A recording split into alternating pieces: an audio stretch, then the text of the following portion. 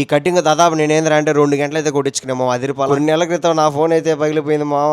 మా నాయన నాకు కోవిడ్లో ఇది గిఫ్ట్ కి అయితే ఇచ్చాడు. 5 సంవత్సరాలు అయిపోయింది. ఒక 5 నెలల క్రితం ఏంద్రా అంటే స్కూటీలో నుంచి కింద జారి పడినా, ఇదైతే పగిలిపోయింది. ఈ ఐఫోన్ కానీ లేకుండా ఉంటే నా తొడైతే గొబ్బడిపోయింది మామ. ఇదే కాపాడింది నా ఎద్దల బండి ముక్కుతుంది మామ. ఎందుకంటే ఓరే నాయన త్రాట్ సర్వీస్ ఇవ్వరా, లేకపోతే నేను చచ్చిపోతారా అంటాను. ముందు దీన్ని సర్వీస్ చేయించి ఒక దద్దం అయితే పోతుంది, మళ్ళీ కటింగ్ అయితే చేయించుకోవాలి నేను. నాకు ముందే కోతి చేష్టాలు ఎక్కువ మామ. కెమెరా ఆడంటే ఆడ పెడతాను. బాల అయితే సైగ్గా వచ్చి చూడండి. మనోడు యూపీఓడు కానీ సర్వీస్ అయితే ఎంత బాగా చేస్తాడంటే వేరే లెవెల్ చేస్తాడైతే. Thank you so much. ఇంకా నా బండి అయితే సర్వీస్ అయిపోయింది. ఇంకా పెట్రోల్ పట్టించి యాడికి పోవాలి తెలుసా? అడకదిన అయితే పోవాలి. నాకు సిగ్గుచరం లేదు మా అందరిలాగా నేను దాచిపెట్టుకుని నేను అడకదిన పోతాంటే అడకదిన పోతానని చెప్తాను. ఇంకోటి స్వార్థం కుళ్ళు కుతంత్రాలు నాకు వద్దు, నేను గడుకుంటా పక్కనోడు కొద్దిగా గడగనమ్మా. అలానే ఆకలేసిందంటే దొమ్మల దాకా తింటామో, పక్కనోడు ఆకలిని అడిగినంటే వాడికి దొమ్మల దాకా పెడతామో నేను తినక. ఇంకొకటి నేను ఎంత ఎదిగినా ఒదుకుంటామో జీబులపై అయితే చూపి. నేను గమనిస్తా ఉన్నామో ప్రతిదీ నా కాడకైతే వచ్చేది జీబులు పడిన యూట్యూబర్ల గురించి నాకు చెప్తా ఉంటాను. అదేంటంటే వ్యాపారం పెట్టినప్పుడు మన దగ్గరికి వచ్చి ప్రమోషన్ చేయని అడుగుతాను. ఉన్నోడి దగ్గర 20,000 లాక్కో, కాకపోతే లేనోడి దగ్గర లాక్కోవద్దు మామ, అది పాపం. అర్థమైంది రాజా?